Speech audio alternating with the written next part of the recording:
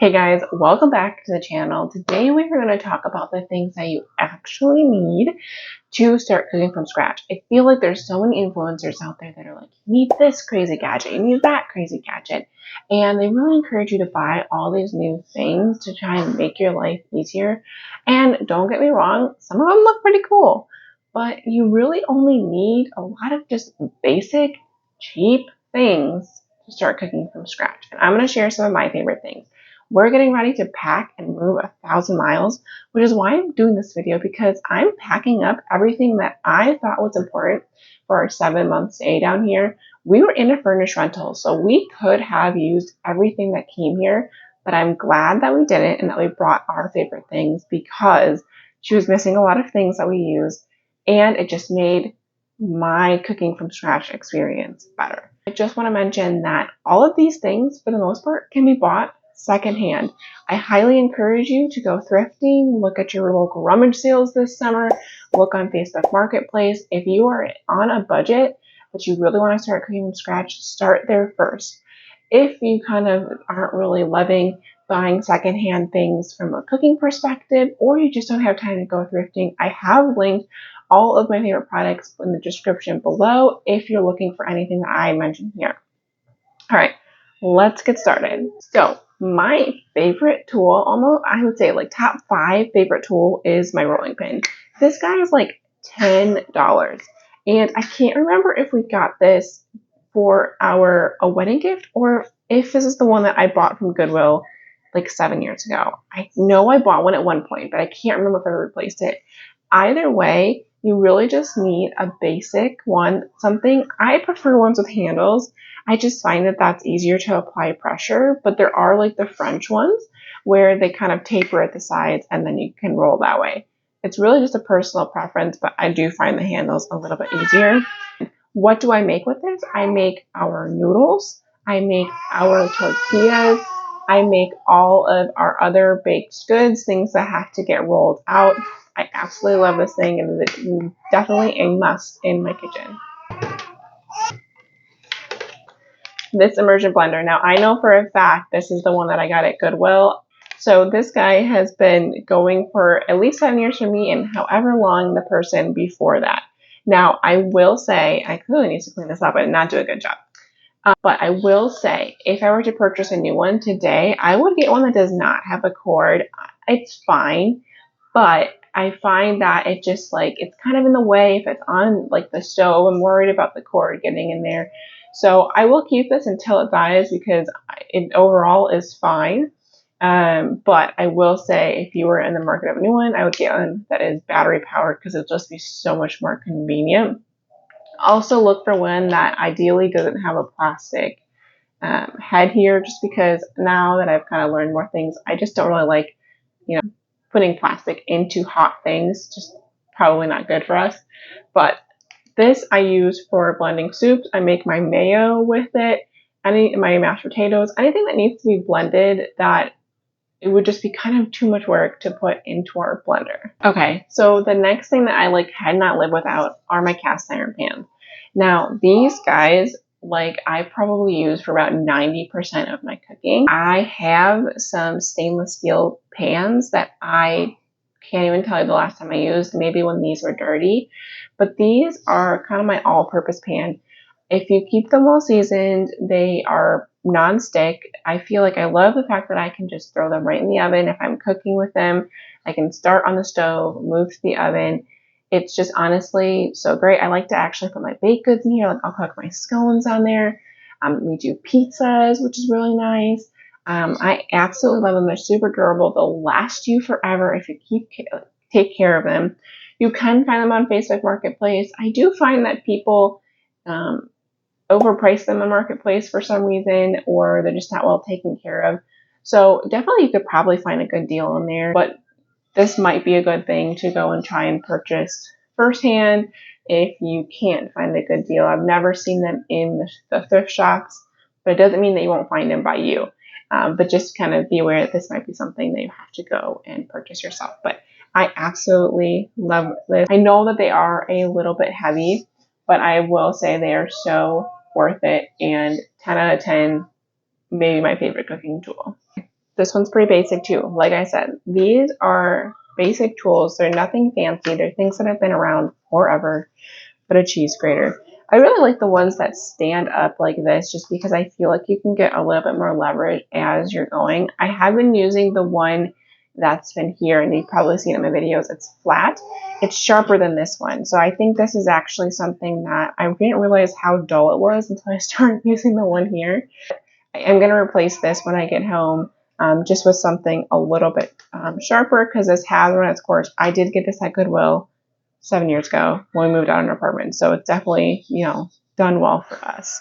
I also like that these ones have like a zester on it as well as like an actual grater. There's different kinds of grating. I mean, you really don't need all that fancy stuff, but I do think having a zester is nice.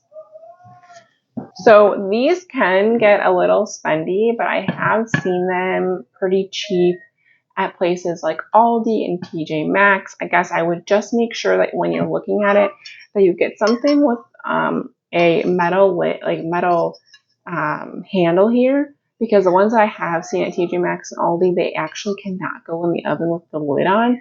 So just make sure that you're buying something that can fully go in the oven. A lot of times you'll find it on the bottom. As you can see, I have used this quite a bit. I don't even think you can probably see any of that information on there, and it has definitely been used. As you can see, I haven't found a good way to clean the outside of it with like baking soda. I have been able to get a lot of the inside clean. So if you know any tips, feel free to drop them in the comments below.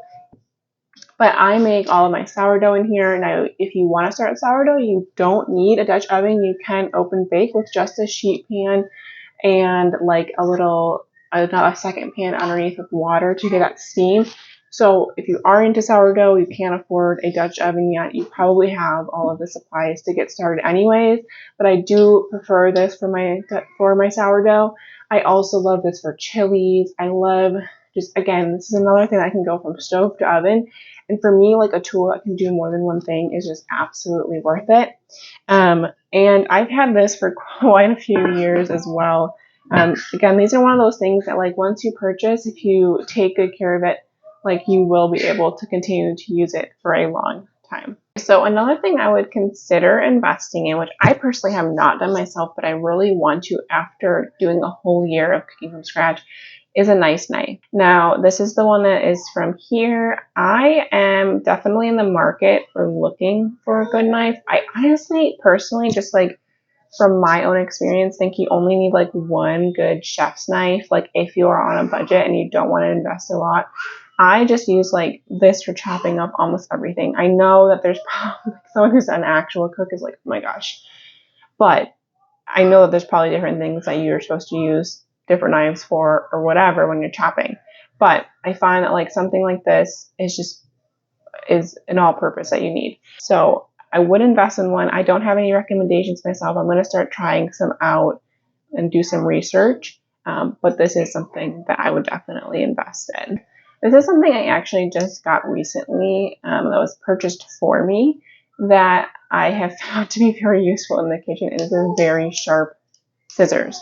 Now, actually, you can always use a knife, but I do find that this does make work a little bit easier, and it has been helpful for me in a lot of different instances. So if you can find a sharp kitchen shears, highly recommend. Now we're getting into more of the expensive items and the things that I think are still optional, but do make life easier. I love my Instapot. But everything that my Instapot can do, so can my Dutch oven. It's just going to take a lot longer. I find that now that I have kids and, you know, working full time, all of that, like the Instapot has been a lifesaver in so many instances. It can take completely frozen meat and cook it in like 1 to 2 hours, depending on the meat, or even shorter if it's like chicken. So it's a convenience item for sure. It's not like I'm not going to sit here and tell you like your life is over if you don't have an Instapot. But I will say it is a very nice convenience thing. And I am very like minimal on tools. I don't like to have a lot of things floating around in the kitchen that I don't use. I keep this guy out almost all the time and we use it at least once a week. So I do love a lot of the capabilities it has. It also doubles as a slow cooker if you already have a slow cooker. you could probably just consolidate to one of these. These have been out for so long, you can find one pretty easily, probably on Facebook Marketplace. I doubt you would have to buy it new, but I think some of the newer ones have different contraptions and whatever, different options that you can do. All right, that's it. Are you surprised that list was so short? Is there anything you expected to see on that list that you didn't? Did I miss anything based on the videos you watched me do? I don't know. Let me know in the comments. Let me know what your favorite tool is, the thing that you cannot live without. I'd love to know because maybe it'll change my life too. But always, I recommend to KISS. Keep it simple, stupid. You know, cooking has been done for thousands of years, and we live without a lot of these crazy gadgets. Now, some of these things make life so much easier in the modern day, and so let's take advantage of that. But let's also make sure that we're not getting sucked into this crazy consumerism of cooking that, you don't need all of these expensive things. And if you can afford those things and they make your life easier, go ahead and get them. Like, don't feel bad about that. But also remember that, most gadgets, I feel like, just sit in your drawer and you really have those core things that you use. And once you find what those things are for you and what your family makes and what you love, that's all you need to do. So I hope this was helpful. I will see you guys soon, and I will probably be in a different state when you see me next. Bye, guys.